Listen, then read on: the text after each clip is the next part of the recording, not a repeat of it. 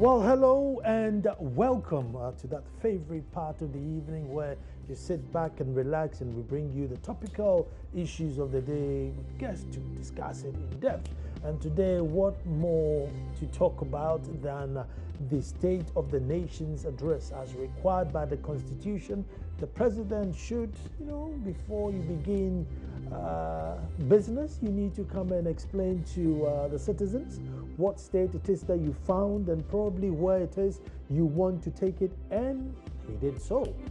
Obviously, the House is split in two. Those who think, well, it was good, and those who think maybe it could have been better. But what did you think? And that's what we are going to discuss today. We'll look at areas of economy, how to boost employment, energy, and generally the whole speech on its own. I have some fun guests in the studio that I will introduce to you when we come back from the break. My name is Nana Ansakwa the Fourth, Akwamu Eduma Sahini, and also your favorite talk show host. Don't move, we're coming straight back.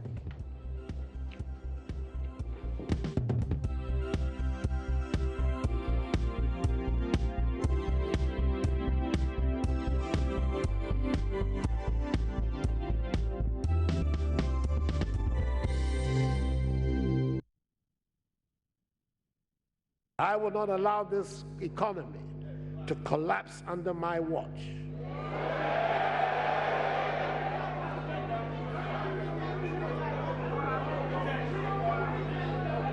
We will reduce significantly the fiscal deficit this year. Mr. Speaker, Ghana's economic growth has also declined dramatically. Notwithstanding the record amount of financial resources at the disposal of the previous government, Ghana's GDP growth in 2016, including oil, is estimated at 3.6%. This is the lowest GDP growth in about 23 years. Mr. Speaker, order. Ghana's banking sector has not escaped the economic decline and has become increasingly fragile. Bad loans in the banking sector have risen significantly. Economic and financial data from the central bank show that non-performing loans have risen sharply from 11.2% in May 2015 to 17.3% in December 2016. The recent asset quality review of banks shows significant vulnerability of banks to current economic conditions, with many exhibiting significant weaknesses. Mr. Speaker, low growth, rising rate of unemployment, high fiscal deficits, high and rising debt, and increased depreciation of the cedi, high cost of food, housing and utilities, and high non-performing loans, amongst others, are symptoms of deeper structural problems that will require a range of reforms, beginning immediately and spanning the short, medium, and long terms. We are going to have to implement some tough, prudent, and innovative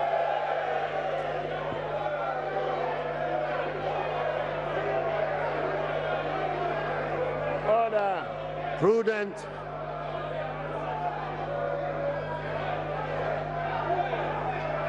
and innovative policies. Order.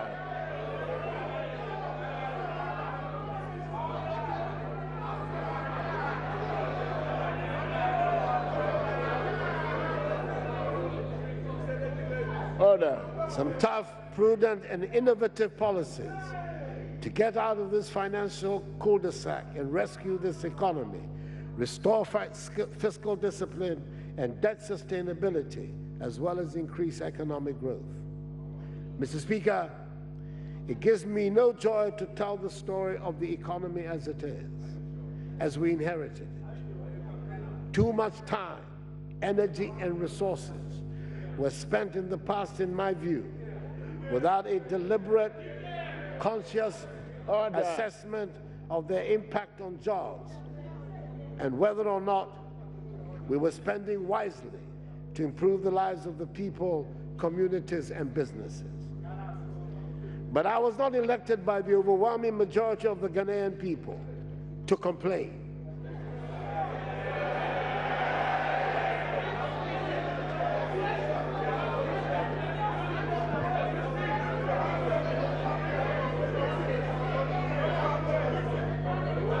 I was elected to get things done. Order.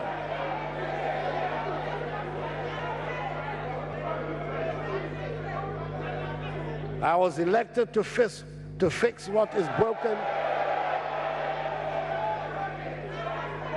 I was elected to fix what is broken.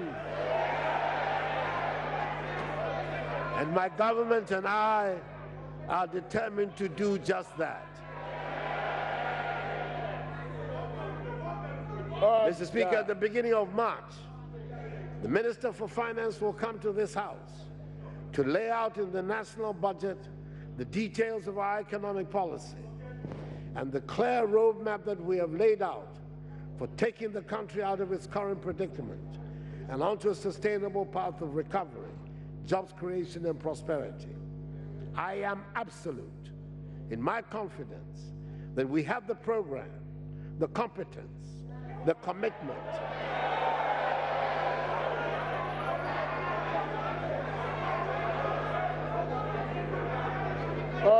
and the goodwill of the people, to turn things around. By the grace of God, we will succeed. And I believe this House knows it too. Mr. Speaker, in the immediate term, targeted legislative policy and institutional reforms will have to be undertaken to unleash the suppressed potential of the economy and allow Ghanaian entrepreneurship to rise and thrive domestically and internationally. Well, thank you very much. I was going to say, well, if you missed what happened today, this is what happened, but I'm pretty much sure you didn't miss it. So this is just a recap of what happened today and many more to come. With me in the studio, sat right next to me is Dr. Osei Sibe, lecturer, Economics Department, University of Ghana. And also, Doc, you're welcome. Thank you very much. And also Dr. Bosman Asare, Head of Political Science Department, University of Ghana. Doctor, you're welcome. Thank you. So double doctors. By the time we are finished, we definitely would have done justice to this topic. And Dr. Bosman Asare, let me start with you. Your general impression of the speech delivered, content-wise. I think in terms of content, I think like most Ghanaians, I will admit that it was very, very comprehensive. And although not too long, the speech was able to touch on all the key areas we would normally expect a president who has just won election to be able to talk about. So I think on the whole, the speech was generally okay. Although we heard and we saw hecklings here and there, I think the president was able to make his point, and he was able to paint a picture of the political and the economic system in which we find ourselves. So I think the president himself will be very proud of what he's been able to do, and those who are also supporters of the president will equally be happy. Doc, I know you're economics, but yeah. Well, just as my colleague has said, I think it was a good speech. I mean, explicitly delivered, was well on point. And since this is a maiden speech, he tried to inspire the people. I mean, despite the challenges that he has made, he still presented in such a way that, given these challenges, we are still hopeful for the future because of the policies that he intends to roll out. So on a whole, and if you look at it in detail, you realize that he touched on every facet of the economy. Okay, I mean, he looked at the sectors: health, education, agriculture, and then the economy itself, energy, and all of that. And so I really don't know what he actually left out, and I think that it was a good speech. The delivery too was very okay this time. No ups and downs, no hitches, no many hitches, despite the heckling here and there, which is quite normal in the parliamentary system. And so I think it was good, though there were some surprises in terms of some of the details that were spelled out. You know, some were quite revealing, particularly in regards to the economy, the status and the state of the Ghanaian economy now. I'm sure we'll go into details. We'll go but, into, I mean, we'll go into yeah. this. We'll come back. Right. But let me go back to Dr. Bosman and ask an unfair question. What is it that you thought could have been added to the speech? No, as I said earlier, most of the things we were expecting were touched upon. But I think that I was equally expecting the president to talk about what is happening or what happened in the Bimbilla area. Well, you know, this is a country we've been having issues with conflicts, internal wranglings here and there, especially in that part of our country.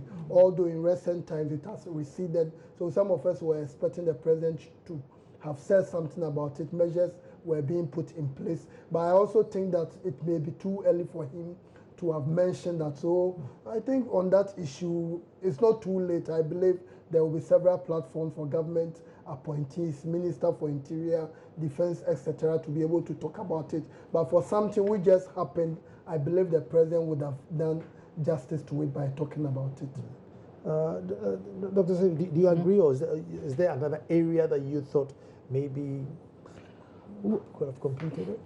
Yeah, well, I mean, you know, this is essentially to give the state of the nation, you know, and also to provide broad policy direction, you know, for the future. And so within the given time, he may not be able to touch on every single thing.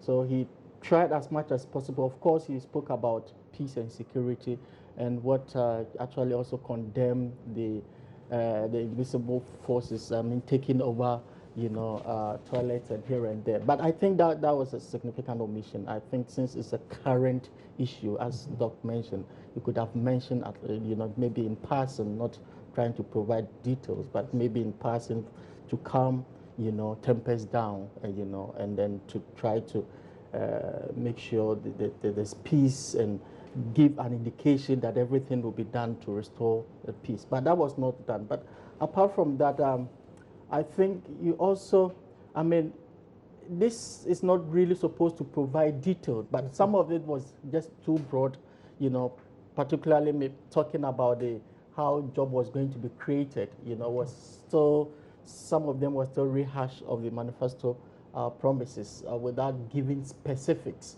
as to how that could be done. For example, one district, one factory, you know, some of us were probably expecting to see, I mean, going a little bit further. Of course, we know that the budget will provide much more detailed to that. And also, I mean, the teeming employment or unemployment situation in the country, it will not only be about these factories. You know, once you want to provide employment, you have to look at it in a holistic manner.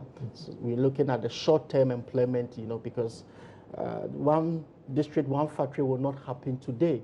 It will definitely take a bit of time, you know. And so that mostly is a long-term, you know, provision of job for the people, sustainable job for the people. But in the interim, the teeming majority of the youth in the street, what are they going to do? So you spelled out in terms of short-term, middle, you know, mid-term or medium-term, and then the long-term provision, so that immediately provide some kind of hope. Particularly, you're talking about issue of the YEA, Youth Employment Agency, which provides immediate job for the boys kind of thing. I mean, those kind of things provide immediate relief for people in the street or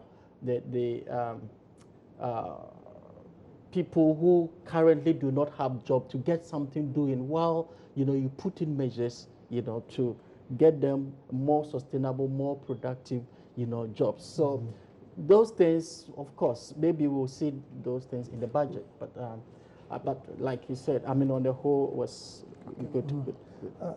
Dr. Bosman, I mean, how significant was it for the president to raise the issue of this car snatching on that platform? Was it too big a platform for that issue, or was it right at that time? Generally, I think it was right.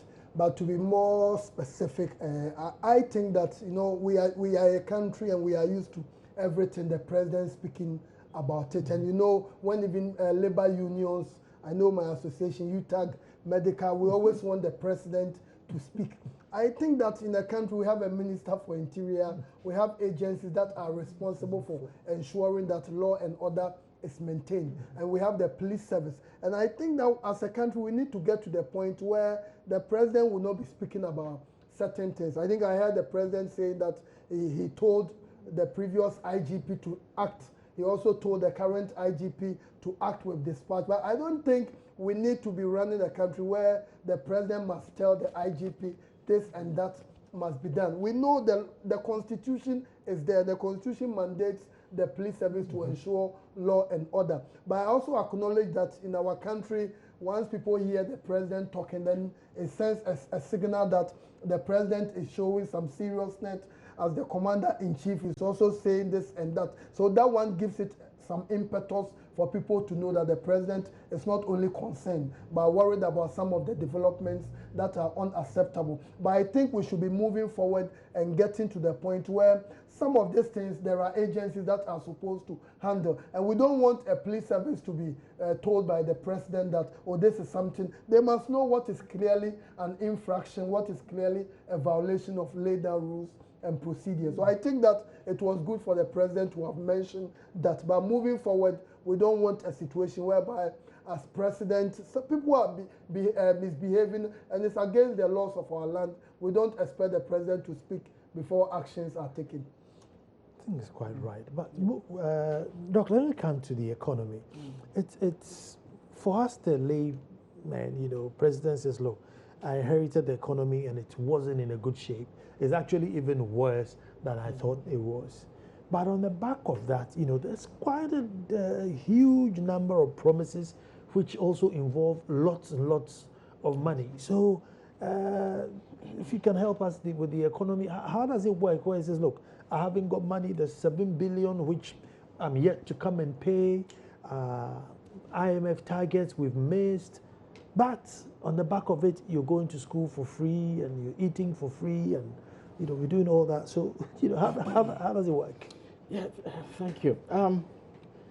I started by saying that, some of the aspects of the president's speech was quite revealing, was startling, largely because of the revelation about the debts and then the fiscal situation that we have now. The president actually said that in terms of budget deficit, it's now about 9%. And if we are to look at even commitment, that is the arrears and others, and the expenditures that have not been paid for, it is in the double digits, about 10.2%. And the issue is, if as of now, after going through the IMF program, the ECF program for close to 2 years, where at the time when we were going, the fiscal deficit was just around the same figure, 10%. And if at this time we are still at between 9 and 10%, then the issue is, why then do we have to go through all the austerity measures, increasing taxes here and there, and the conditionalities, very strict conditionalities and all that. So it's almost like cost-90 work. But now there's a challenge. The president also has its own programs. People actually voted for him because of the difficult conditions that many people found themselves in during the previous regime. And so they wanted a relief. The president made a promise that when I come to power, with the teeming majority of the youth that are not working, I'm going to put in place these measures to make sure that these people get job to do. So the president has a social contract with the people. But this is the constraint. Now, within these constraints and the promises, manifesto promises, and the precarious financial situation that we have, how can the president balance the two? And this is important because if you do not take care and you only fix your eye on delivering on the promises, it could also endanger and worsen, in fact, exacerbate the already weakening conditions that we have in terms of the economy. Because these promises, as you rightly said, it is very heavy on expenditure. And now we are not doing well. Revenue expenditure last year, as the president said, was about 30% of GDP, while revenue is just about 90% of GDP. So there's huge gap, you know. And the president also mentioned that in terms of there's widespread earmarking of our finances. You know, if you take the expenditure, almost about 99.5% is earmarked or ring-fenced, going into wages and salary, going into debt servicing, which today is about 12% of GDP, going into amortization, that is amortizing or paying back the loans that we have contracted, and then the statutory payments, the DACF, and then the national insurance. So once you pay these ones, you just about 0.05% of your revenue to spend.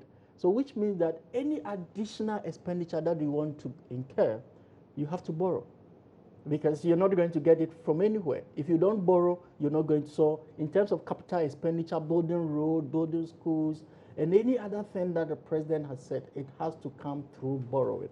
And so this presents huge challenge for government. So it will require a lot of tax innovation in terms of financing, mobilizing money, and even support from outside for president to be able to, really deliver on many of the promises. But of course, we look through some of the things, and they have put down very good, proposals that would try to provide some kind of antidote to the situation. For example, the president is saying that they're going to reduce tax, which in the first place is not in consonance with the situation that we are in, because we are really, for this situation, you need to pursue a very strong fiscal consolidation policy in order to be able to restore macroeconomic stability. And how do you restore or pursue strong fiscal consolidation effort? Is by raising taxes or by cutting expenditure. But this is almost like it's in variance with the promises, by reducing taxes and also by spending more on the social free senior high school and all that. And so, but the ingenuity comes in where you have identified weakness in the public financial management system, where, for example, tax exemption, the abuse of tax exemption. If you look at tax exemption and what we call tax expenditures, it's almost about 6% of GDP. And so if you're able to move into that and reduce that significantly, you'll be making very good savings there that will help you to really finance some of the things that you're talking about. You're talking about tax compliance. There's huge tax gap in terms of the population that are paying tax. Tax avoidance and tax evasion is huge. People will do anything to evade tax or avoid tax paying. And so if you put in place a very good measures, that will make sure that at least everybody pays something, or anyone who is supposed to pay tax as part of your civil responsibility, you pay something, however small that it is. You are able to also increase the tax base and bring in more money. So despite your expenditure, you put in all these things. And also restoring fiscal discipline within the public financial sector, the procurement issues that we've been talking about, corruption on grafts on the part of public services and all that. So these are really areas that you can make very good savings, and with prudent and value for money, audit and all that. Definitely, once you're able to plug these loopholes, you get some money to pursue some of the policies, but it will not come easy, really. And some of these things will take time, because even compliance, and reducing exemptions, renegotiating with existing industries and programs that we have will take a little bit of time. And so, it's interesting to see how Dr. Bosman, as a regular citizen, not too bothered about the left or right for you, you just want Ghana to be right. Does it sound as if, look, let's promise until they vote us into power, and now you come to power and you think, look, we have to find a way of means to make it up? There seem to be, a cocktail of promises. I think, to be frank, with the MPP, when you look at the situation we are finding ourselves as a country, I believe the NPP had a picture of the economy. They knew where we were heading as a country, and based on that, they made those promises. As my colleague said, an economist, he knows the issues very well. You realize that although we have some challenges, the money we raise as a country, tax revenues, far less than what we spend as a country. But you realize that, as he rightly pointed out, there are some loopholes if they can really work on it. You look at a place like the customs area. This is an area, if you have a president, you have a minister of finance who is really committed to ensuring that things change there. I believe the money they are even getting annually can increase by maybe 30% or even more if we put right mechanisms in place. And he also says something, let's make sure we widen the base. There are many Ghanaians who are not paying the taxes. And these are things we must understand, that with where we want to go as a country, some of these things, if they continue, we will not be able to get to, so to speak, the promised land. So I think that if you have good managers in place and they really understand that we have certain problems, and I think Doc will probably shed a lot of light on this. Look at the manufacturing base of our country. We are almost importing everything. And these are areas, if you can get a government that is committed, let's help people who are in these sectors, and let's reduce the importation by a certain percentage. You realize that, because you look at the figures, the deficit, trade deficit, is like we are a poor country, and based on the figures, the rice we even import about $600 million. You hear the poultry we import into the country. And this is a developing country, and we are rather creating employment opportunities for people in other countries. So you look at the global political economy, we are poor, but we are creating employment for them. So why don't we put certain measures in place so that we may end up creating the employment here, and our people, more people will be paying the taxes, and Ghanaians are going to benefit from that. I think there's an SOT on energy. Let's hear what the president said with regards to energy, because it was also quite revealing. As of the end of 2016, the Electricity Company of Ghana, ECG, had signed 43 power purchase agreements, whilst a further 23 were under discussion. Government is conducting a review of all the power agreements entered into by the previous government in order to prioritize, renegotiate, defer, or cancel outright if necessary in the national interest. Overall, we began to develop a national electricity master plan, which will also explore the benefits of listing VRA and GRIDCO on the stock exchange. We produce power from Akosombo at 3 US cents per kilowatt hour. The marginal price for businesses is an effective 42 cents, more than 10 times the average tariff in West Africa. This makes it very difficult to start or run a business here and be competitive.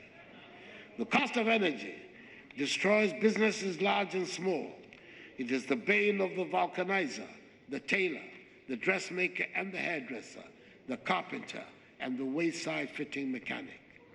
It destroys jobs. It compounds poverty. The current state of the energy situation in our country is unsatisfactory. The problems are enormous, but Mr. Speaker, we must and we will confront them. I am proposing a number of policy interventions. We will improve on transparency in tariff setting and introduce a new tariff policy that will reclassify consumer categories in order to protect lifeline and strategic industrial consumers. We will also reduce significantly some of the levies and taxes on the tariffs. So that was the aspect, or let's say the energy sector. 43, contracts in the pipeline, and 23 being discussed. I don't know. I mean, that's like 69 if you put it all together. Doc, you're the economist. Is it regular? Is it a bit too much? I mean, obviously, why do you need all this, number of contracts and the IPPs, Well, you mess up the environment, and you know when it happens like that, coordination of activities, becomes a problem. But if you'd gone through the doomsday that we went through, we probably maybe needed 100. I mean, maybe we were going into an energy crisis. You need few strategic ones, because there's something we call scale of production. If you have too many of them, everyone producing just small, the cost of production becomes high. You need one or two that will be able to produce on large scale, so that they'll be able to I think there's an issue with your mic, so let's take a quick break and then we are coming, so don't move at all, and then we're looking at energy before we move on to even employment. Don't go.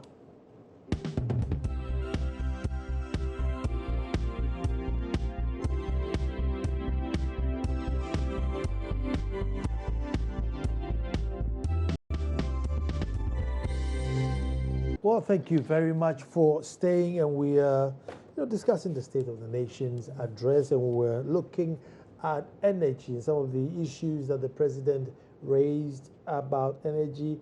We're looking about how many IPPs were being sort of contracted or trying to get in there. But then they said the local banks, were owed to the tune of $800 million or cedis. Dollars. The total debts of the energy sector or these institutions is about 2.5 billion. Now, out of the 800 of it is owned to the local banks, and that is huge. If we are talking about non-performing loans, that's a big non-performer. Yeah, the non-performer, and if this thing is not really managed well, it can really lead to financial crisis. Because it's weakening the balance sheets of most of the banks. Negative net worth, liabilities, more than the assets that they have. And so that is a problem. Now, this debt alone, is about almost 9% of our total GDP. Our total GDP is about $28 billion. And we have 2.5 billion in 34 debt. 34 or 28? No, it's 122. Okay. 122 million Ghana cedis. If you divide that by four, you get about 28 billion, dollars. And so this 2.5 is almost 9 billion, and so that is huge. So that has to be managed well. If not, I think that's one of the biggest challenges that this government has, and that is why I think that we shouldn't remove this energy levy that is there, because not until we finish paying off that debt, if you remove it, it's really going to put a lot of financial, burden on government. It can have a snowball effect, the ripple effect on the economy, because once the banks are failing and are unable to meet their liquidity, obligations, then they begin to fold up, and that can have serious consequences on the economy. I like the way some of the measures that the government, tried to put out in addressing this. I mean, ensuring transparency and tariff classification, and also putting some of the institutions like VRA and GRICO on the Ghana Stock Exchange. I think it's a lofty idea because they are able to get long-term capitalization, to be able to invest in some of their infrastructure. But for it to be viable, first you need to correct the weakness in their balance sheets, because in that kind of balance sheet, weakness in that balance sheet, where their net worth is negative, people will really be quite reluctant to, own shares from that. So first of all, though it's a good idea, you need to make concerted effort to, correct or strengthen their balance sheets so that the value of whatever stock that we put out there could be higher. So it's critical.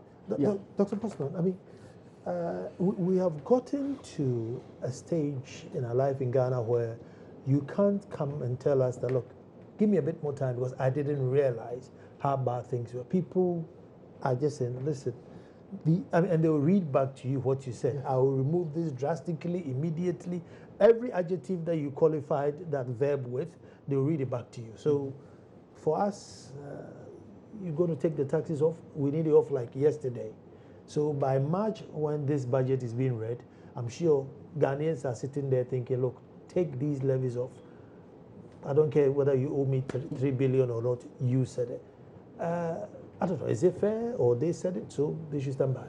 I think they said it, and Ghanaians are really going to ensure that they do it. But I think most Ghanaians too, especially the significant numbers in the middle class, they acknowledge that as a country we are going through some challenges. And I know if you are a Ghanaian and you listen to what the president said, and you really have the evidence, you are convinced that the president actually presented a true picture of the state of the Ghanaian economy, the state of the country, and you really believe that, you realize that no, this is a president who must be given some time. That's why last week when I heard the free senior high school will be rolled out, I was kind of taken aback because I was thinking the government would like to, maybe let's analyze the situation and maybe let's think about next year we are going to roll it out and let's try to find some ways to save money. But we know for many Ghanaians in the lower class, peripheral areas of our economy, they expect to see some immediate changes. But Nana, I'm also convinced that in spite of the challenges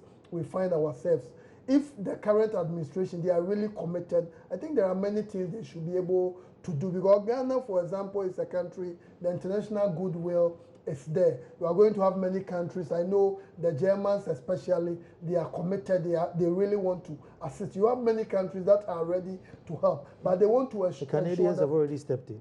No, a number of them are ready to, but they want to make sure you are a partner, a very serious partner, very efficient, very effective. Once you can demonstrate that, then they are ready to assist. So I think in the midst of the challenges, we know the deficit is high, the problems are there. But if the government can really show the will, the commitment to address corruption, to address some of the challenges, others will be ready to assist. Promote the private sector if we can do that and reduce the burden on the state. But we can't be running a country where... Let me stay with you. I mean, why would you be caught by surprise if there are two houses and they are all in the parliamentary committees, they are all approving the loans? I mean, why does the government get caught in surprise? You should know what's happening. And when you look at the records, when you check the Hansard, the parliamentary, you realize that most of the things, you know, the system we are running, the majority is always, the experts will tell the majority will have their way, the minority will have their say. So it's like if you are in the minority, the majority will always be cajoling you, and they have the numbers to be able to push the agenda. And know the thing about parliamentary business is that once it comes out, oh, Parliament has approved. But the reality is that when you go, you have many people who said no, but we are running a system, a majoritarian democracy. So that's what is going to happen. That's why there is this literature called Leadership Matters. The one who is leading is very, very important. So if you are a country, you don't get a good person, a great person as the national leader who will be thinking about posterity. What will the people say about us when we are gone? They are going to push certain policies, certain agendas that are going to yield short-term political gains. But the reality is that my colleague just mentioned that if we are not very careful, the banks are even going to collapse and it will lead to some serious financial crisis. So I think it's good the president has said they are going to take certain measures to ensure that the country is on a very sound level, sound footing, which is a good thing. But Ghanaians must understand that we'll be encountering some challenges as we move up. Yeah, just to add to the question that you asked, I mean, it's always difficult once you are outside to know everything within. Because even for Parliament, I mean, what Parliament is often privy to is projections, expenditure projections, expected revenue and expected expenditure. But the actual thing happening with the executives, you know, the de facto, is no longer de jure, you know, what's ought to be the policies and others, but the de facto. And often that is realized at the end, you know, of the period, you know, ex post. And so it's always difficult for you to know exactly what has happened. For example, the discovery of this 7 billion, you know, Ghana cedis, you know, that was in arrears. Parliament wouldn't have known that. Parliament wouldn't have known because it was spent by some institutions within government. And so it's now coming forth. So these are all some of the startling revelations that will come to hit a government, you know, when you take over. Let's get Ato Forsen's reaction, and he's been quite vociferous today. You know, disagreeing with exactly how the economy has been painted. If we can have Ato Forsen's reaction.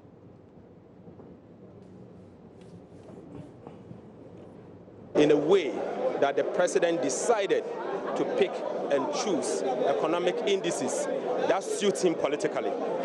I say this because, one, he failed to mention the state of inflation, recognizing very well that inflation is declining, and for that matter, he decided to keep quiet about it.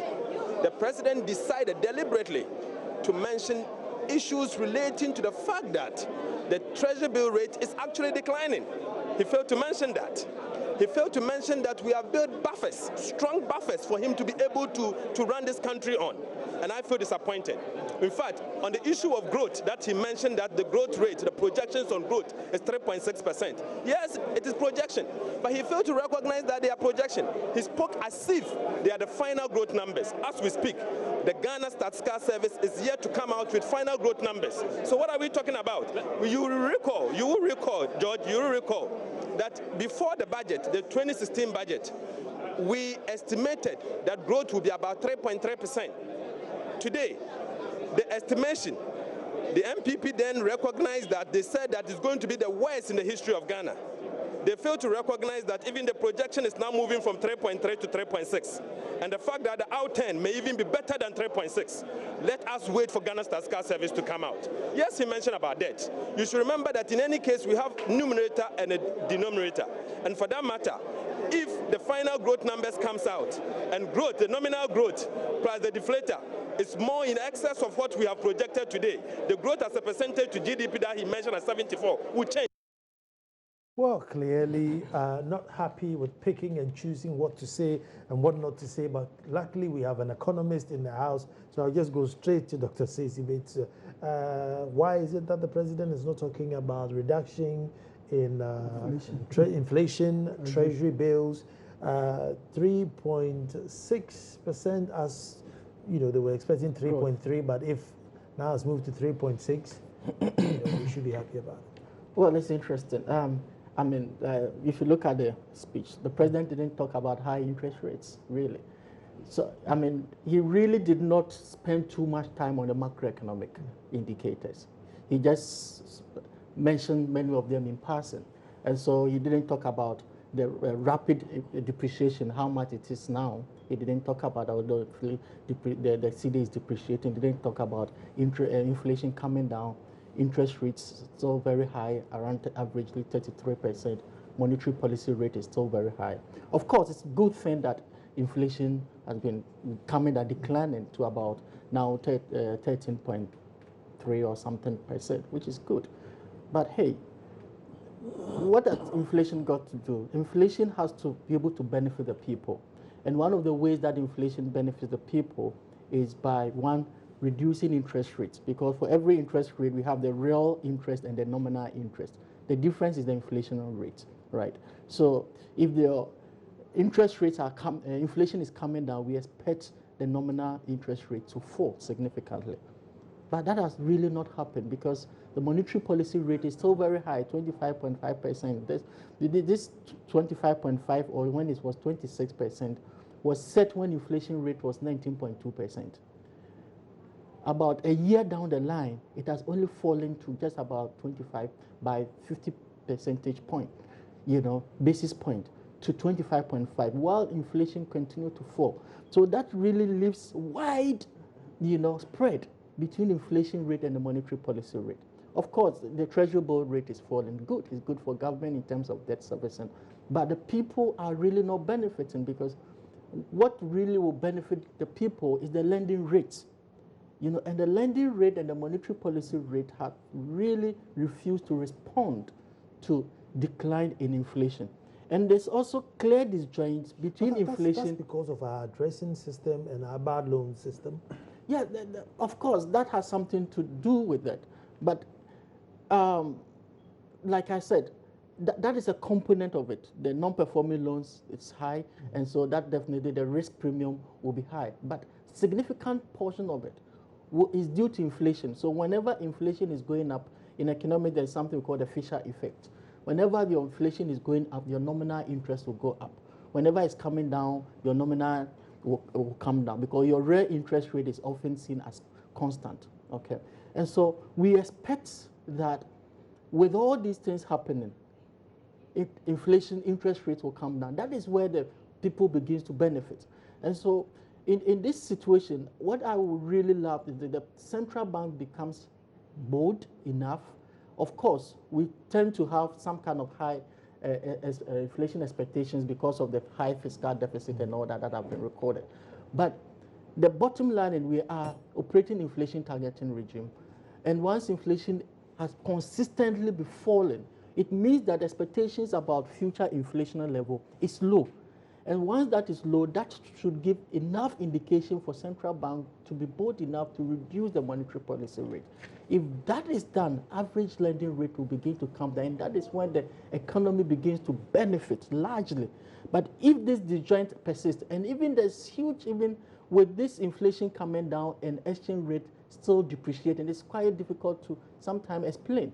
You understand? Because with inflation coming down, one would have expected our currency to shrink, to be stronger. But this is even the time that it's still, depreciating. And definitely it's going to have a feedback effect, which will then begin to lose hold on the inflation again. Dr. Bosman, let's change the topic a bit. And one thing which I find is going to be very, very difficult is institutional reforms. Because, institutions, it's us, the people, and our behavior that seems to, run the institutions our way. And we've run it our way, and yes, and I had yes, your papa, you don't come here, do your two no, and now we're going to have reforms. Well, how challenging is this going to be for any leader in Ghana to say, look, keep to time, sanitation, environment, all these? That's a Herculean task.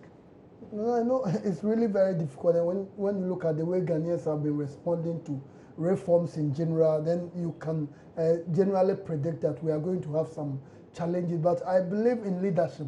Leadership is very, very important. I mentioned earlier that leadership matters. We want to have leaders who are really going to set the tone. We know there are many public agencies. You go to certain places, the way they approach the work, the way they do things is so different. You go to certain places, and if you look at the media, you realize that there are some places they are private, the way they approach the work is different. So we need the state to be seen from that particular perspective. Those of us who also study public administration will tell you that there is what is called the new public management. The idea that the state must be run like the way we are running the private sector, which is very, very important. We must understand that any employee of the state, you are having a contract, so you must be seen to be doing the work. But once we conclude that, oh, this is Ghana, and because it's Ghana, this is how we are going to do it, and the same individuals, when they go to work in the private sector, they approach it differently. I know the university where we work,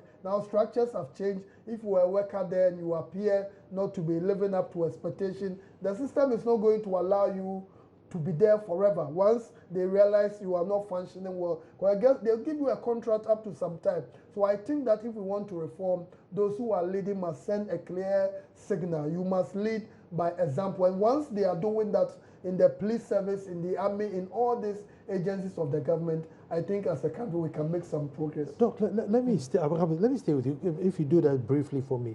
One thing I find amazing is the number of people looking for jobs and the number of people in jobs with, bad attitude. It just doesn't balance, because you think that because there's so much demand, you would be, sense of urgency to prove your worth so that you're not kicked out. So how is that? I don't know if you've done any study on it. Let me give you that question. Because the teeming people who are even willing to work for just have peanuts. And people have got the job and they will come late, and I don't know. Because we don't have the systems in place to check on some of this, weakness in the system.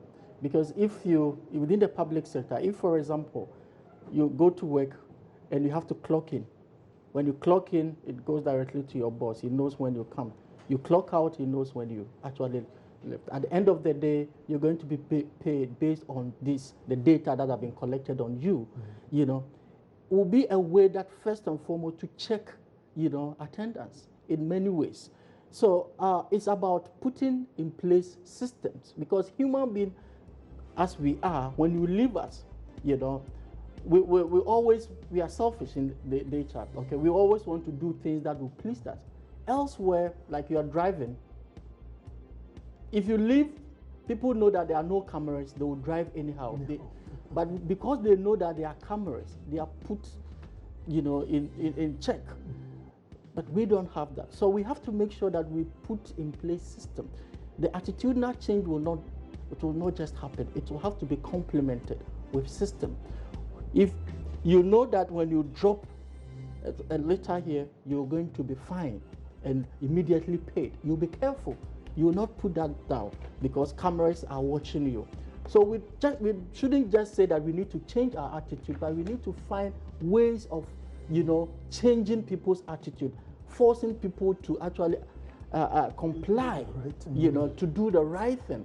And so with this agenda for change, I want the president to really push it beyond just rhetoric and make sure that we put, you know, system. All too soon, Doc. Yeah. That's what time will allow us. But I was happy with sanitation. We talked about sanitation. We talked about the environment and discipline in terms of timekeeping. And I think those were my three. If you ask me which were my favorite parts, that's it. Good timekeeping, sanitation, and the environment. But you know, I can feel a part two of this issue. I don't know where it will come from, but definitely there is going to be a part two of this issue. But Dr. Bossman Asare, thank you very much. Dr. Eric Osesibe, thank you so much for gracing our studios and helping us understand what went on today. My name is Anand Sakwa IV. Tomorrow we'll be back to do this all over again. Thank you very much for watching.